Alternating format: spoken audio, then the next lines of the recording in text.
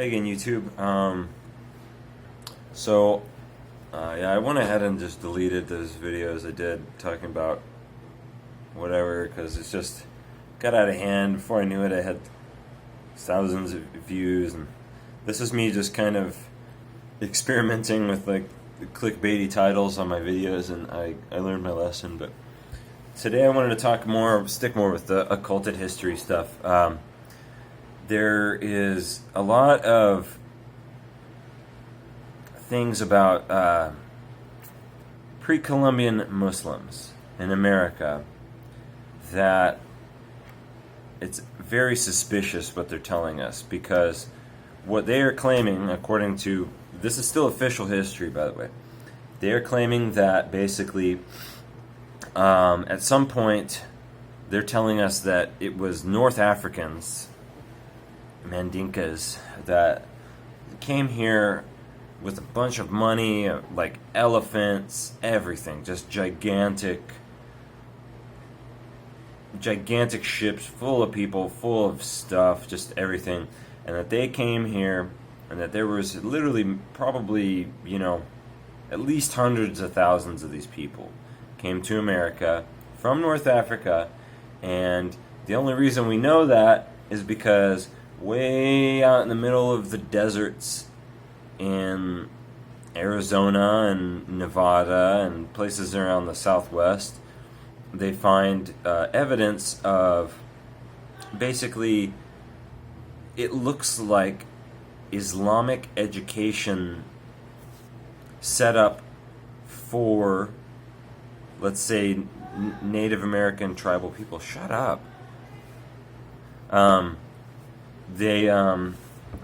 They find these inscriptions and stuff. They find Arabic inscriptions. They find weird Arabic inscriptions that have improper lettering and stuff like that all over the place.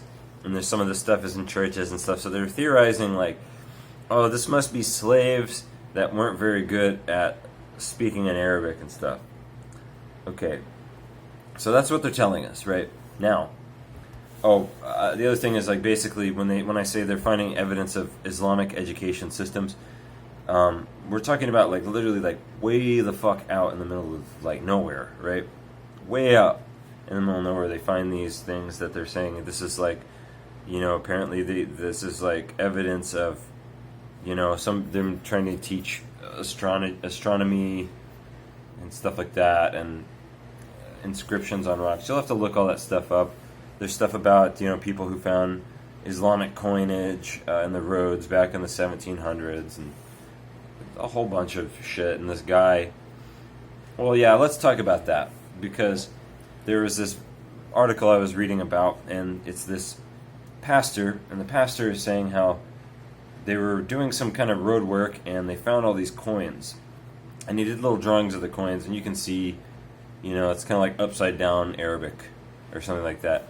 Or anyway, he's like, in his commentary in this article, he's saying, it is interesting that we find lots of links to, basically the Tartars out here. It's like the way that these structures are built and the way that they do their burial mounds are very similar to what we see in like Siberia and Russia and stuff, and even their writing appears to be the same.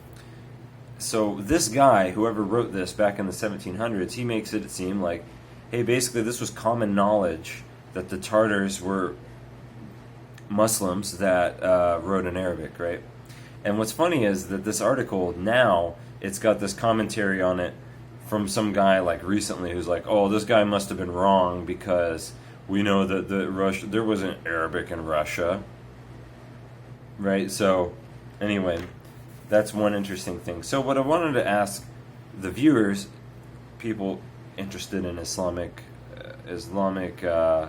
Tartaria, people interested in Tartaria and all this stuff. Okay, why is it that the only evidence of these, possibly, millions of people that came from North Africa, they're telling us, I don't believe that, by the way,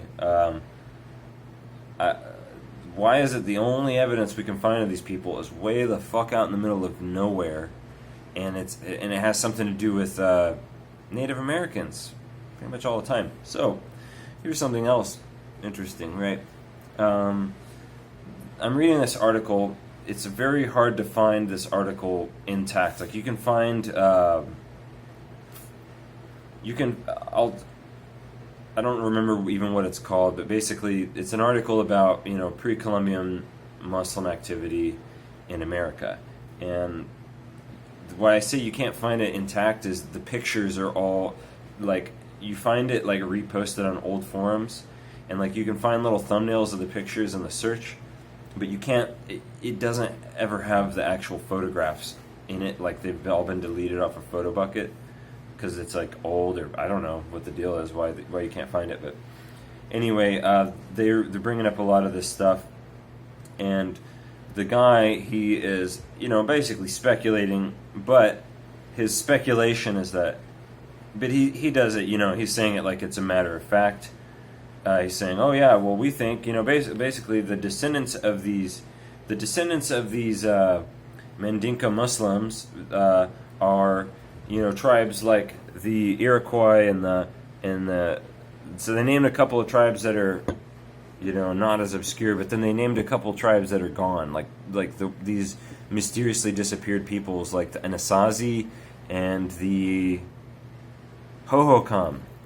Now, this caught my attention because if you saw my video about the ruins at Casa Grande, they say this is built by the Hohokam. But the thing is, they admit on site, we don't actually know who was here. They pretty much came up with that term Hohokam. They just came up with it so that they had something to call these people. They don't know who was there. They speculate that the people around here are related to those people, but actually nobody really knows who was there. And if you look at the structure of the place, I mean, it's very planned out. It's not something that, it's not like Taos Pueblo where they just built a room, they added on, it got taller. It's very clearly, the whole thing was drawn out from a blueprint. It's perfectly rectangular. And on top of that, there's several things I didn't get in that video. One thing is that there was actually five buildings in that area laid out almost in in a geometric kind of shape, not quite a pentagon, like a trapezoid sort of. And each one is about as big as the other, and they all are a little different. And that one doesn't even seem like it was the biggest one or the main one. For some reason, it's just the one that was still there. But anyway, they're saying basically we don't know who built this. The wood in there somehow, lasted for at least at the minimum 600 years before it was discovered. And then even by the time they're saying that this Jesuit monk guy documented it back in the late 1600s, it obviously still had to be standing then. If it's 800 years old today, that would mean it was still 400 years old at that time. And he also commented, hey, this looks just like any shit you'd see in Europe, right? But obviously I don't trust anything a Jesuit monk writes. That's just me. So, why I'm bringing this up is because, okay, so they have all this stuff. Okay, now they're saying this guy in this article saying, oh, the Hohokam, they were actually, he just kind of said it like, oh yeah, these are descendants of these Muslim people. Or he is also saying they were, basically what they're trying to imply is that there was Muslim education going on for tribal people in the Southwest. So in other words, somebody was out here setting up schools. It's schools is what they have evidence of out in the middle of these deserts and stuff, and in like Navajo territory and like weird places way out in the middle of nowhere. So now let's backtrack a little back to David Ewing Jr.'s sort of research that he's pointing out that, basically he's making this claim, which if anybody can disprove it, I'd be interested to see. I don't actually know, but his claim is that basically there are more. Okay, all these Tartaria colleges up north, all these buildings that people are like, whoa, this shit looks like it's hella old. It looks like it has to be older than what they're saying. They don't even know how old it is, right? These same college buildings, that a lot of these places are old colleges. Those same colleges have more Arabic manuscripts and copies of the Quran and stuff like that than you can find in the Middle East. He's alleging that one of these buildings, any one of them, has more Arabic manuscripts than you're going to find in like pretty much all of like Saudi Arabia or any place like that. And of course they're claiming they came from there, but David is trying to say they came from here. They were just here already, basically. So that's an interesting thing to say, because if that's the truth, so okay, right? I've been saying over and over, hey, why are we assuming that these buildings that look really old, and we can see, all these Tartaria people are pointing out over and over, basically, hey, this has got to be older than they're telling us. There's no way, Okay, so imagine for a second that that all these old cities in Europe are just as old as these old cities in America, and it's just a different story, right? I've already said that a bunch, but so let's just say for a second that that's the case, and that perhaps these buildings have been around since, I don't know, 1600s or something like that. So, if that's the case, and then we're finding all these Arabic manuscripts and stuff there as well, let's just theorize for a second. The Inquisitions, maybe, let's say that the Inquisitions happen here, just like they happen in Europe, and that there was a sterilization that happened, and basically the history was sterilized, the people were, eradicated, and then there was a takeover and a cleanup that lasted like 200 years, and then by the time that was finished, then we get to the 1860s, then we get to the modern era, right? If that's the case, then it would seem to make sense that these people up north with like big fucking cities had people. Let's say there was Islamic people, I'm not saying brown-skinned fucking Mediterranean people, could be anything. I don't know. Like, it seems like if there was a global Islamic society, that there would be mixed race. There would be all different types of people, right? That just makes sense. Probably wouldn't be all that much different than what we've got going on now. So if that's the case, they have people that they send out into other places, just like it's a humanitarian thing, like, oh, we're just going to send some people out to educate these tribal people. And, what's interesting is that, the traditional Navajo way that they have now, it seems pretty close to, Quranism. It seems pretty close to the original Islam. They are monotheistic. They have a lot of the same shit going on. They have polygyny. They have, a shaitan. They have a lot of really similar stuff going on. But the most important thing is that they're monotheist. So it's worth noting that their system seems to be, you could say, influenced by Islam, right? They have a different language. They don't speak Arabic, but they have their own language, and it seems to be a very old language. And it's connected to languages in Europe. It's connected to Chechen. It's connected to they have the same eagle dances and stuff that some of these tribes in Siberia and stuff have, right? So there's a connection between these Native Americans and Siberians, or Tatars, basically, already, besides this whole Islamic connection thing. So if their system is influenced by Islamic schools that were set up a really long time ago, makes a lot of sense, I think. So when we're looking at pre-Columbian Muslims, there's no reason to assume that they're not lying about the details there, because they lie about everything else, right? So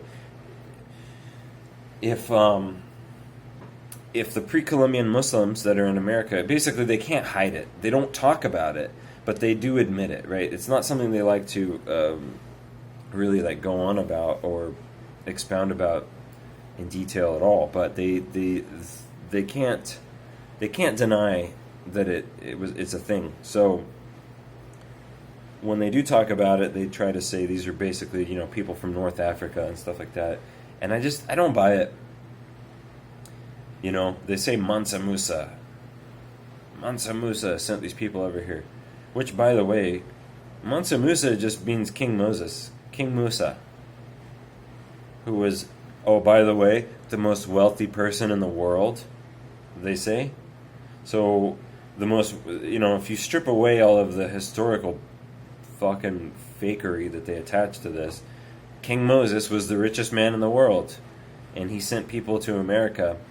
They're just saying that they were Africans, it's like, hey, for one thing, whether or not dark-skinned people even originate from Africa is a whole question already.